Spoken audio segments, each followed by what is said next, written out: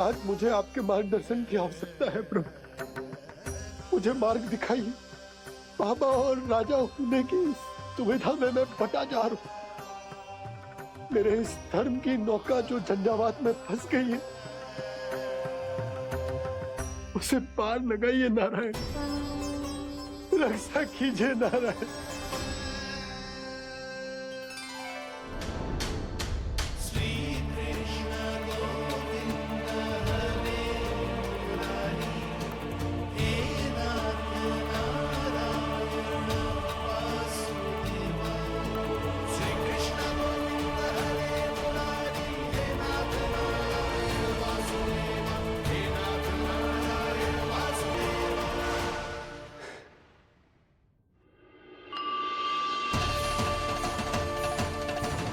शालिग्राम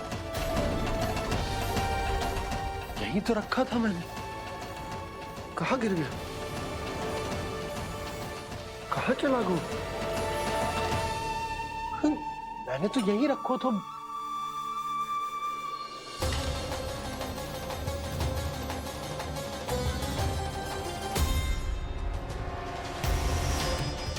कान्हा, तू यहाँ क्या कर रहा है? शालिग्राम देखो तूने?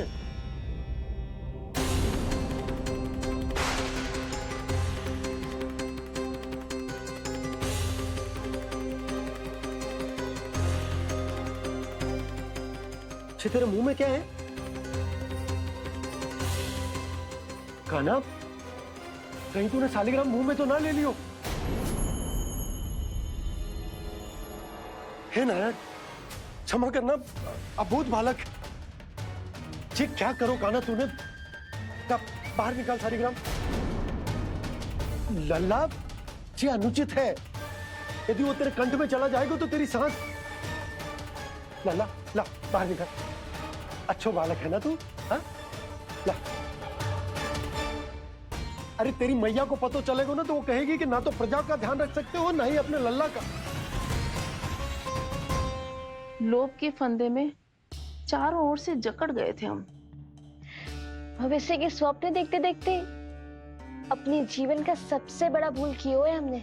यशोदा और नंद भैया ने आप सबको समझाने का कितना प्रयास किया था, और यहाँ तक कि छोटे कान्हा ने भी हमें कितना समझाया, लेकिन हमने उस दुष्ट व्यापारी को अपना सारा वचन दे दिया। मुझे तो सबसे पहले अपने घर में बिठा कर ही समझाया था उन दोनों ने। कही थी कि कोई किसी भी वस्तु का दुगना मूल्य क्यों देगो, पर मैंने उनकी एक भी ना सुनी। आप ही बताओ रोहिणी जी, अब किस मुंह से क्षमा मांगूंगी मैं जशोदा जी से? क्षमा मांगने की कोई आवश्यकता ना।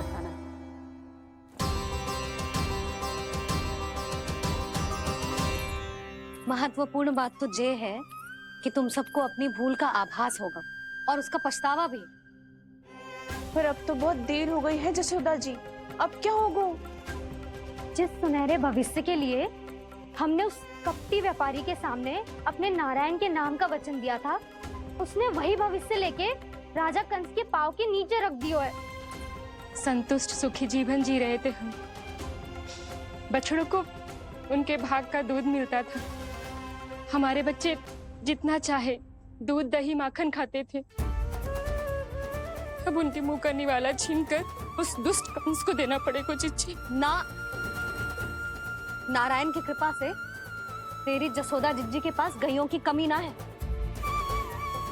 मैं अपने घर का सारा गोधन पूरे गांव के साथ बांटूंगी। किसी भी बालक के मुंह से निवाला ना छिने को। नारायण की कृपा से गोकुल का एक भी प्राणी वंचित ना रहेगा। हाँ नहीं तो देख कान्हा, बाबा का कहना मान ले। कान्हा, तुझे नारायण की सौगंध है, वो शालिग्राम मुझे दे दे।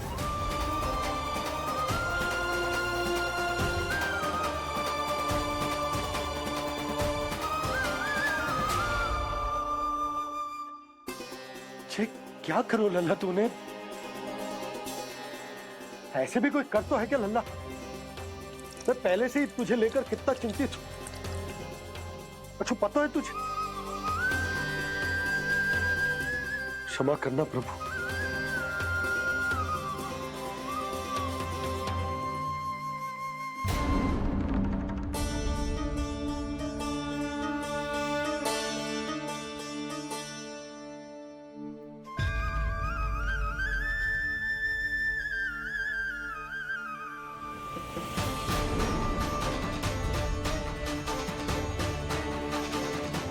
ये क्या कर रहे हो लल्ला? नारायण की मूर्ति कहाँ गई?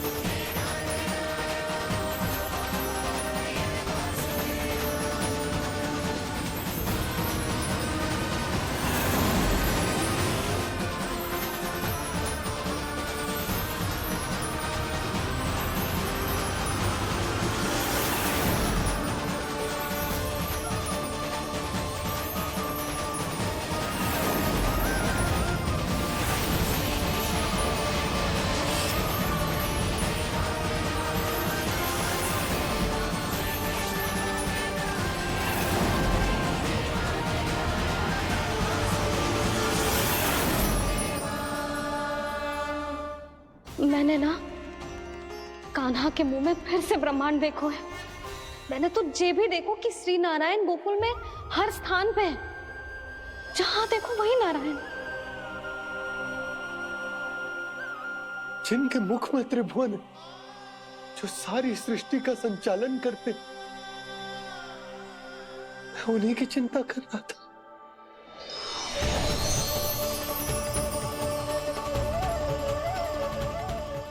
प्रभु,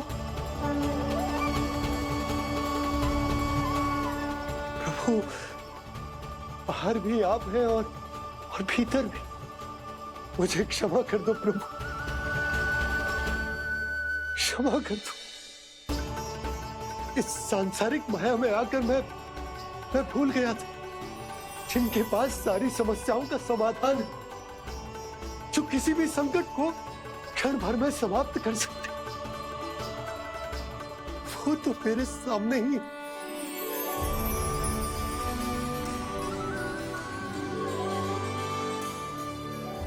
समस्या कैसी भी क्यों ना हो, चिंता समाधान नहीं, बाधा होती है।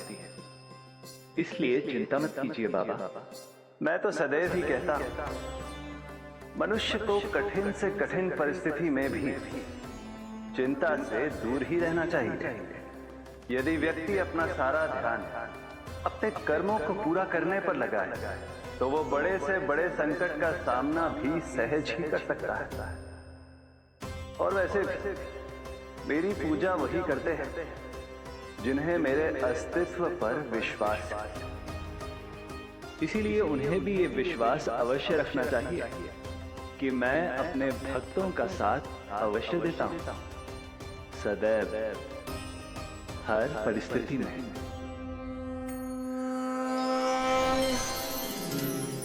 मैं आपके साथ ही हूँ बाबा।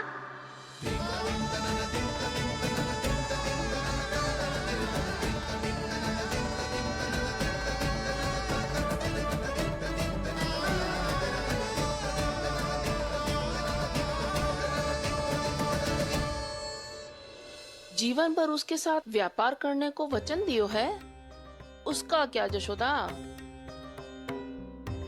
और उस दुष्ट कंस और उसके व्यापारी ने जो समस्या उत्पन्न की, उसका क्या? समस्या है तो समाधान भी हो गई। मैंने तो कही थी ना मौसी, जो हमारे समझ में ना आए उस समाधान का दायित्व भगवान नारायण पर छोड़ देना चाहिए।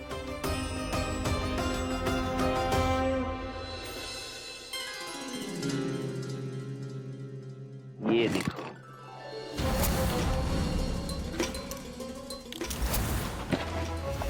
ये आभूषण, मोती, ये स्वर्ण उपहार में देने का सामर्थ्य किसके पास होगा?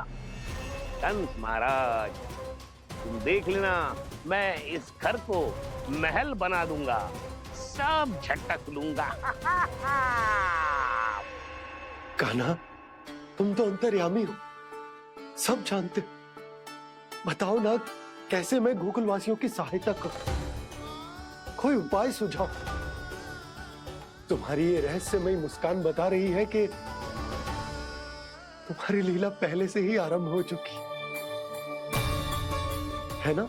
अपने कर्मों का फल सभी को भोगना ही पड़ता है बाबा, चाहे वो अच्छा हो चाहे वो बुरा। तुम सभी चिंता मत ही करो। जो अन्य व्यक्तियों के साथ बुरा करते है ना, उसके साथ देर सवेर बुरा ही होता है। और जिस हाथ से उस षड्यंत्रकारी ने तुम सबका दूध दही माखन लियो है ना, जल जाएंगे वो हाथ, जल जाएंगे वो। दोनों पिता पुत्र का इसी से स्वागत करूंगा।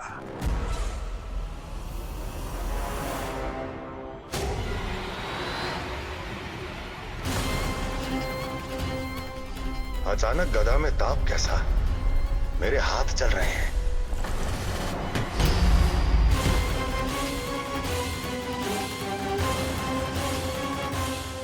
और वो व्यापारी जो तुम सबके शांत जीवन में भूचाल बन के आओ है, स्वयं शांति से थोड़े ना बैठ पाएगा। अरे उसके जीवन में उस षड्यंत्र से बहुत अधिक भयंकर भूचाल आएगा।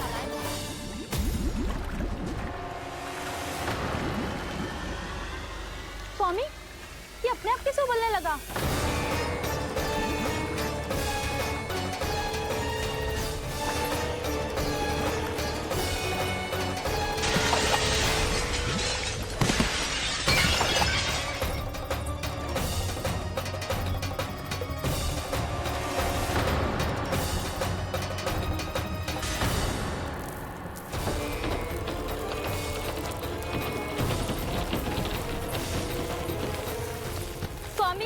आप इस घर को महल बनाने का स्वप्न देख रहे थे, लेकिन ये खंडर बन गया। आप जिसके साथ मैत्री का संबंध स्थापित करके आए, वो कोई महान सम्राट नहीं, दुष्ट है। दुष्ट?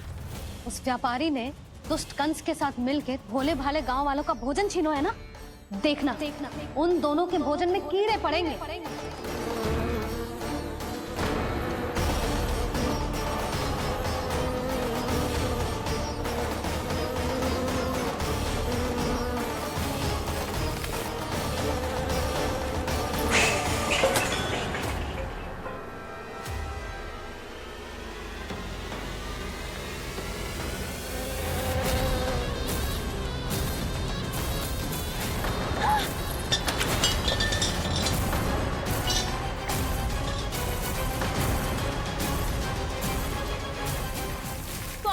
घर गया, जीविका का साधन गया, अब क्या जाएगा हमारा जीवन?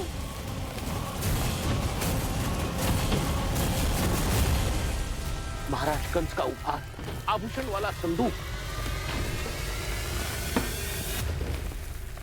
उन दोनों ने मिलकर तुम सबका दूध दही माखन सच्चा धन छीनने का प्रयास करो है ना। अब देखना उन दोनों का धन, उनके आभूषण सब लोहे के बन जाएंगे, कंकड़ पत्थर हो जाएंगे सब, कंकड़ पत्थर हो जाएंगे सब। ऐसा ही होगा मैया।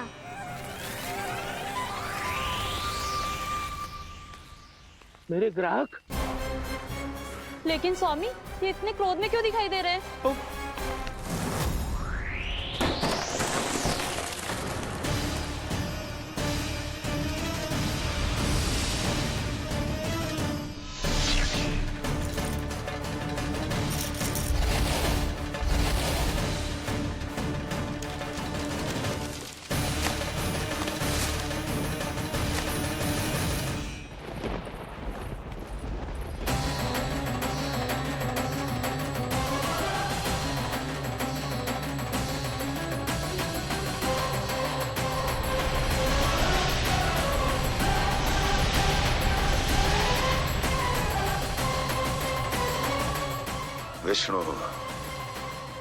विष्णु ने किया है ये सब।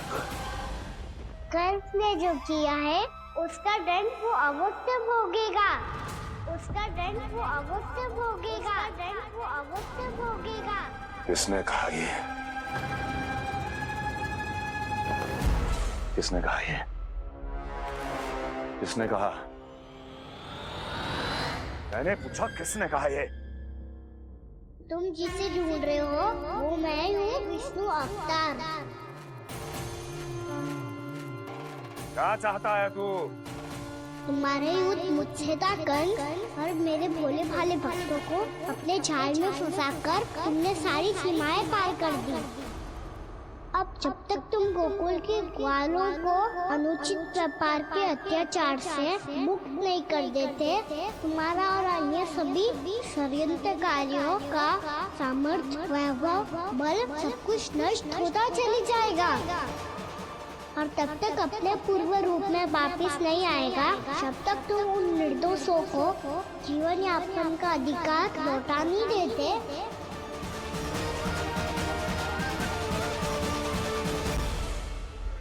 महाराज, दूध, दही, माखन सब कुछ पूरी तरह से सड़ गया है। महाराज, सारा अनाज, फल और सब्जियां सब नष्ट हो चुकी हैं महाराज। महाराज, महल का सारा पेयजल दूषित हो चुका है। छल है ये। ओ विष्णु अवतार हमें अपने माया जाल में फंसा रहा है। ऐसी सड़ी हुई मिठाइयाँ मैंने आज तक नहीं खाई हैं। खोए की नहीं, पत्थर की बनी है ये, उससे भी कड़ी है तुम्हारी ये मिठाइयाँ। आज के बाद कभी मिठाई नहीं लेंगे। जो बुरे कर्म करते हैं उनके साथ बुराई होता है और अच्छे कर्म करने वाले को अच्छाई मिलती है। आप अपना कर्म कीजिए बाबा, आपकी चिंता अपने आप दूर हो जाएगी। और हाँ बाबा, शीघ्र ही आपको एक बड़ा निर्णय लेना होगा। स्मरण रखिएगा, जो होता है वो अच्छे के लिए होता है।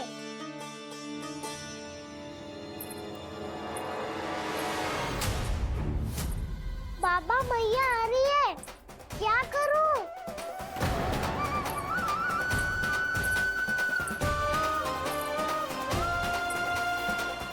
कुछ सुझाव दो ना बाबा, जिससे मैया मुझे ऐसे नहीं देख पाए।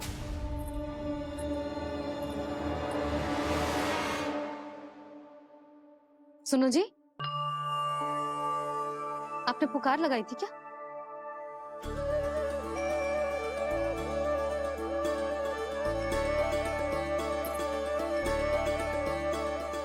तुम मुस्कुरा क्यों रहे हो?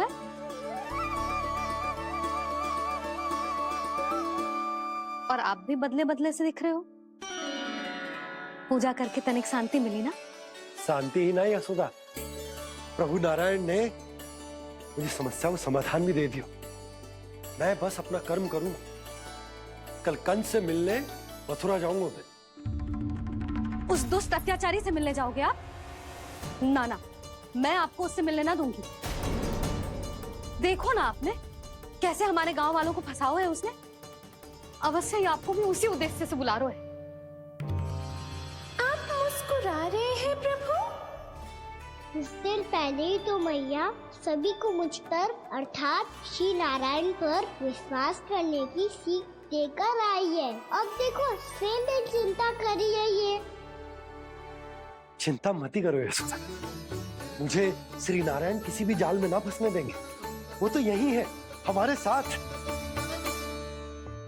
यही है, इसका क्या अर्थ है जी? तुमने कही थी ना कि तुमने उन्हें हर जगह देखो, हमारे घर में, गोकुल में। तो इसीलिए तुम चिंता ना करो, मुझे अपना कर्तव्य करने दो। कल भोर होते ही मैं मथुरा निकल जाऊंगा। पता तो चले वो हमसे चाहतो क्या है। पहले ही वो गांव वालों से सारा दूध, दही, माखन हड़प चुके हैं। अब आप और मटकियां क्यों ले जा रहे हो उस दुष्ट के लिए? यशोदा, वो दुष्ट है, अत्याचारी, पर है तो हमारे महाराज ही ना। वैसे खाली हाथ थोड़ी ना जा सकते। तुम अपना ध्यान रखना। सुनो जी, मुझे पता है कि मुझे श्री नारायण पे विश्वास रखना चाहिए, बल्कि मैं भी तो यही समझा रही थी इन गोपियों को। पर पता ना क्यों मुझे लग रहा है इसके पीछे उसका कुछ बहुत बड़ा षड्यंत्र है। ना तो आपको अकेले क्यों बुलाता वो? मैं जानता हूँ यशोदा, उसने मुझे क्यों बुलाया। पर मैं तुम्हें ना बता सकता। मैं ना चाहता हूं कि तुम चिंता करो।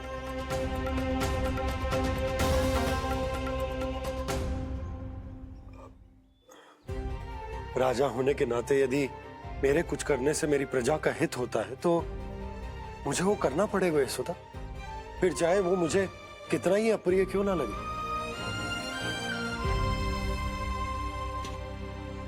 हे नारायण, मेरी दुविधा दूर करो। कुछ ऐसा करो कि इन्हें जाना ही ना पड़े उस दुष्ट के सामने।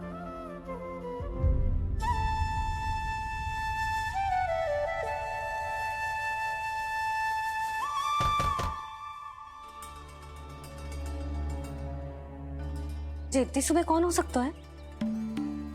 मैं देखता हूं।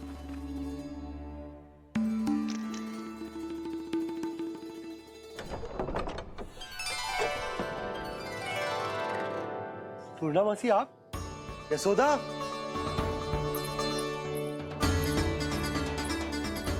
पूर्णा मौसी, इतने दिनों बाद क्या होगा मौसी? सब कुछ कुशल तो है? मैं तो बस इतना जानती हूँ नंदराज, ये लोग आपसे मिलना चाहते थे। कौन?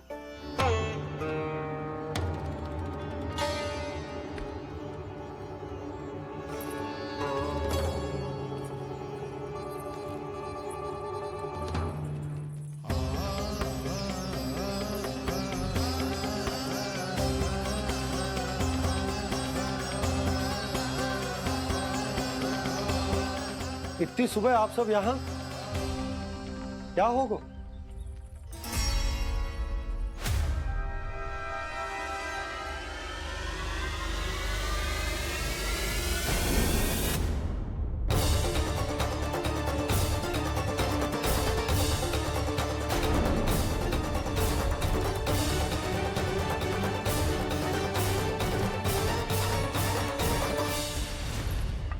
हमारे भोले भाले गोकुल वासियों को फंसाने के बाद यहाँ आने का साहस कैसे करो तूने?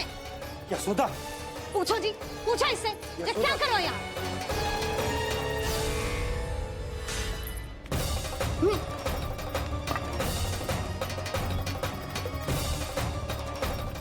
इनकी ये दशा आप सबने तो ना की? नहीं नहीं, इनमें इनका कोई दोष नहीं है। हमारा बस चलता तो इससे भी बुरी दशा करते। ये सब तो मेरी करनी का फल है नंदराज।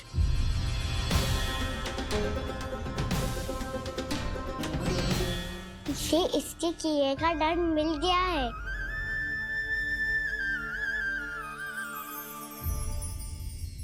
मुझे क्षमा कर दीजिए नंद महाराज, बहुत बड़ी भूल हो गई मुझसे। मैंने इन सब गांव वालों को फंसाने का षड्यंत्र महाराज कंस के कहने पे किया था। वही मेरी भूल थी, मुझे क्षमा कर दीजिए महाराज। बहुत शीघ्र बुद्धि आ गई तुम्हें। मैंने आप सबको लोभ के जाल में फंसाने का प्रयास किया। सच तो ये कि मैं स्वयं लोभ में ग्रस्त था। सब कुछ अधिक से अधिक धन के लिए किया था मैंने। सब कुछ खो दिया। मेरा भोजन सड़ गया, मेरी मिठाई में कीड़े मकोड़े पड़ गए, मेरे स्वर्ण आभूषण मोती सब कंकड़ पत्थर बन गए। अवश्य इसका कोई नया छल है जे। नहीं नहीं नहीं नहीं, मेरा कोई छल नहीं है, मैं सत्य बोल रहा हूं। मैंने कही थी ना, श्री नारायण हमारी सहायता अवश्य करेंगे। दुष्ट और अत्याचारी का दूत बन के आया था ना, ये तो होना ही था। स्वयं श्री नारायण ने न्याय करो है हमारे साथ।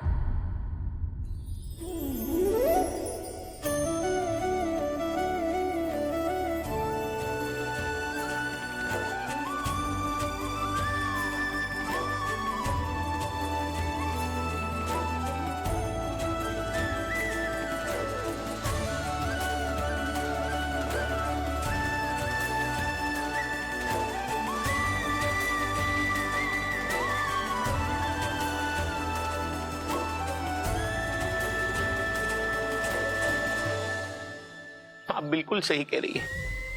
वैसे तो कर्मों का फल मरने के बाद मिल रहा है, लेकिन आपके श्री नारायण ने मुझे इसी जन्म मेरे कर्मों का फल दे दिया, कर्मों का दंड दे दिया।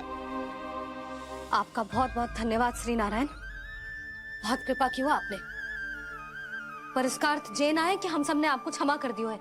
मैं यहाँ क्षमा के लिए नहीं आया हूँ नंदरानी। तो फिर किस लिए आए हैं? मैं तो इन भोले भाले गोप गोपियों को इनकी शपथ से मुक्त कराने आया हूँ। पर इन सब ने वो शपथ अपनी इच्छा से ली थी, आप उसे कैसे मुक्त करा सकते हो? और एक शपथ दिलवाकर।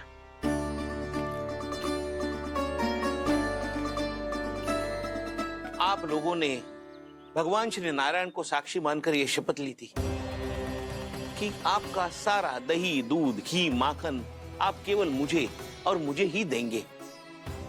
आज उसी भगवान श्री नारायण को साक्षी मानकर मैं आपको शपथ दिलवाता हूं कि आपका सारा दही, दूध, घी, माखन, उसमें से एक कण भी आप मुझे नहीं देंगे। प्रतीक्षा क्या कर रहे हो आप सब? शपथ लो। हाँ हाँ।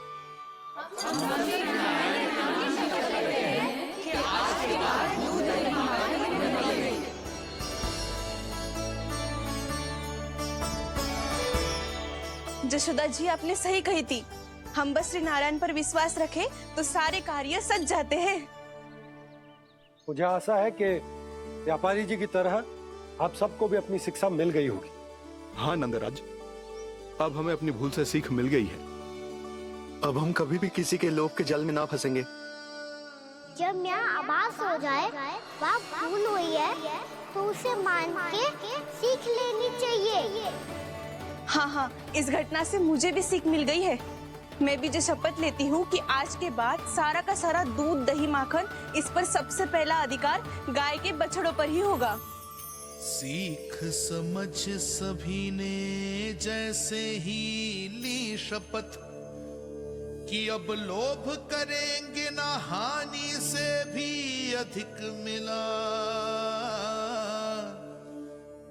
है, माखन बह रहा देखो कृष्ण लीला,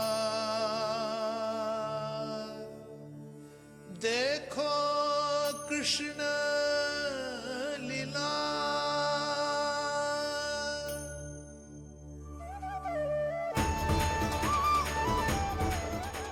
हाँ, और हम दोनों भी श्री नारायण की शपथ लेते हैं, दूध, दही, माखन बेचने के लिए हम बाद में बचाएंगे और पहले अपने बालकों को पेट भर के खिलाएंगे।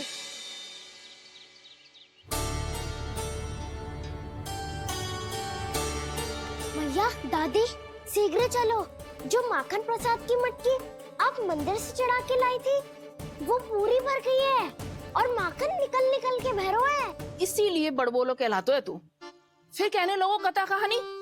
भैया, अपने घर पे भी ऐसा ही हो रहा है।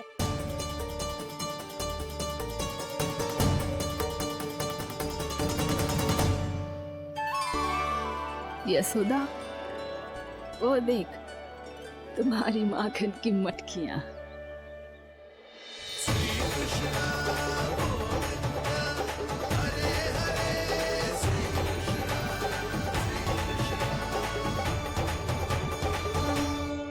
मैंने कहा था ना, आप सभी पर श्री नारायण की विशेष कृपा है। जैसे ही आप सबने अपनी भूल स्वीकार कर ली, भगवान ने आपके माखन की सारी हानि पूरी कर दी।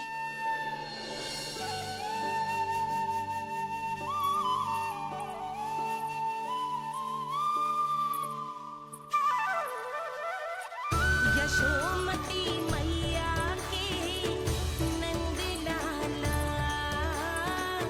यशोमती मैया के नंद लाला, यशोमती मैया के नंद लाला, यशोमती मैया के नंद लाला। मैया चलो ना।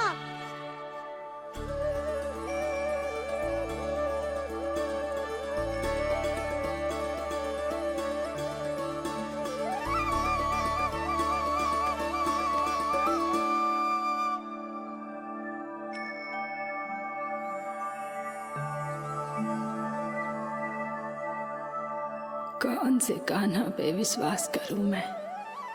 उस सियाने पे जो कुछ ही समय पहले अपनी लीला दिखा रहा था, या उस निर्दोष पे जो आसपास की हर घटना से अनभिज्ञ बैठो है?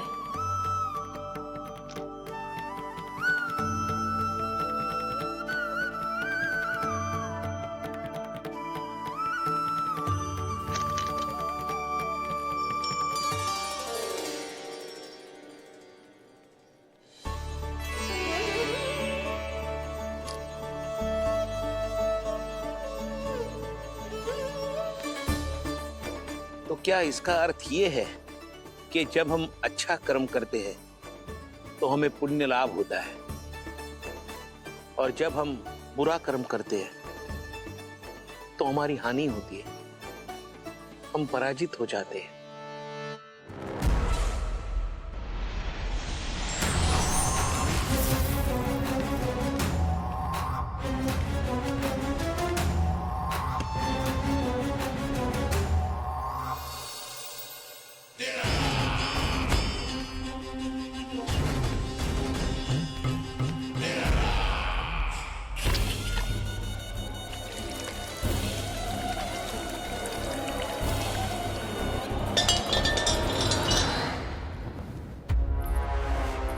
अस्ति प्राप्ति।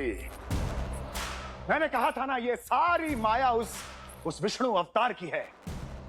अरे वो तो इतना भी शक्तिशाली नहीं है कि अपनी ही माया का प्रयोग पर्याप्त समय तक कर पाए और मुझे पराजय स्वीकार करने पर विवश कर पाए।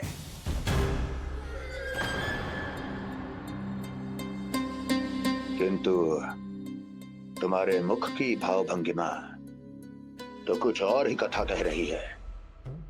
क्यों? सत्य कहा ना मैंने। महाराज, सब कुछ पहले जैसा इसलिए हो गया क्योंकि क्या? ये उस विष्णु की माया थी, और क्या? हमने व्यापारी परमानंद को गोकुल भेजा था।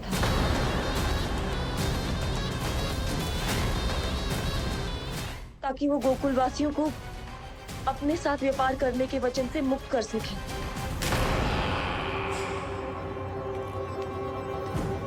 मेरी आज्ञा लिए बिना, मुझे बिना बताए मेरे लिए हुए निर्णय को पलटने का साहस भी कैसे कर लिया तुमने? हमने आपकी ही विचारधारा का अनुसरण किया है महाराज। आप ही कहते हैं ना, जब जीवन पर संकट हो तो अभिमान अर्थहीन होता है, और जब प्राणों पर बनाए तो सम्मान स्वाभिमान सब निरर्थक होता है। भूख और प्यास से आप तो दुर्बल हो ही जाते महाराज, पर आपकी सेना और सेवक अपने प्राण बचाने के लिए आपसे दूर हो जाते। आपके और उस विष्णु अवतार के बीच 4 वर्षों से चलते आ रहे इस संघर्ष में ये एक छोटी सी झड़प है महाराज, और यदि हम ये झड़प हार जाते तो शेष युद्ध करने के योग्य भी नहीं बच पाते।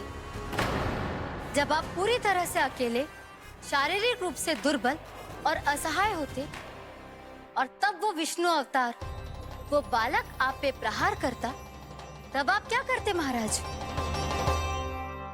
आत्मरक्षा आवश्यक थी महाराज, क्योंकि शत्रु पर उसके वार से भी अधिक घातक प्रहार करने की योजना तभी बनाई जा सकती है जब तन और मन दोनों पूरी तरह स्वस्थ हो।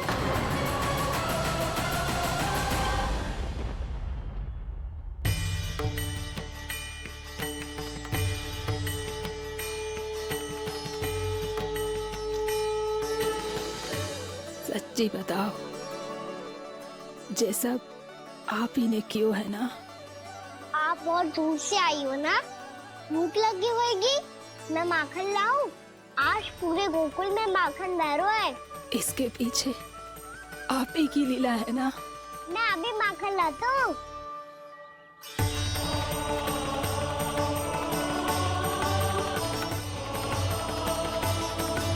ये लीजिए।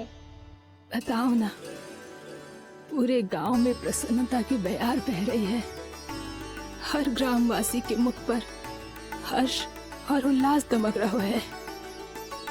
ये सब आप ही का चमत्कार है ना।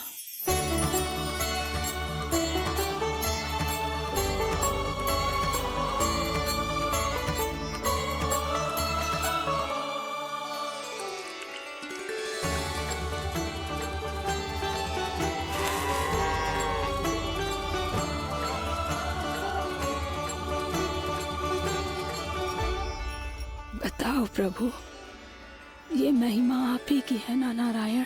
ठहरो, मैं आपके हाथों से खिलाऊंगा आपको।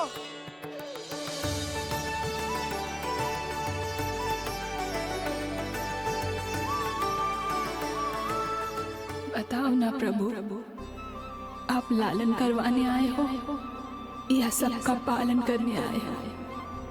बोलो ना प्रभु, बताओ ना।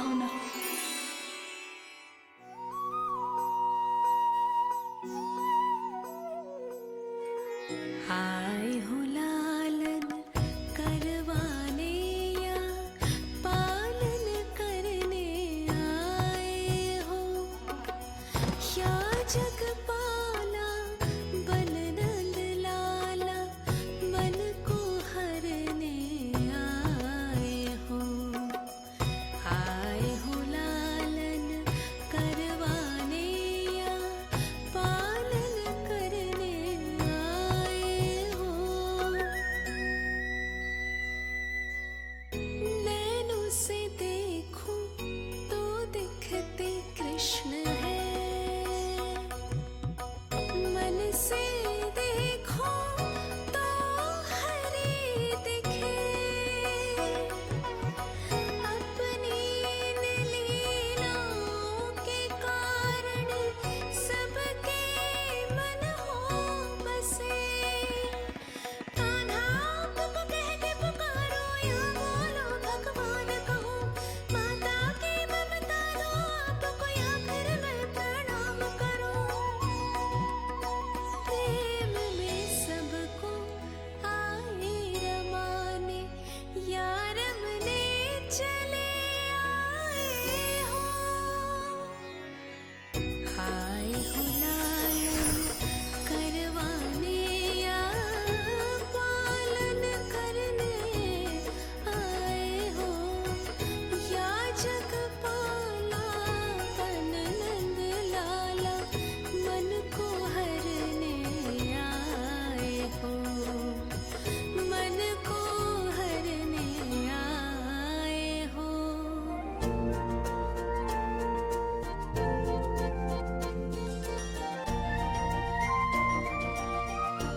बताओ ना प्रभु, कब दोगे मेरे प्रश्नों का उत्तर?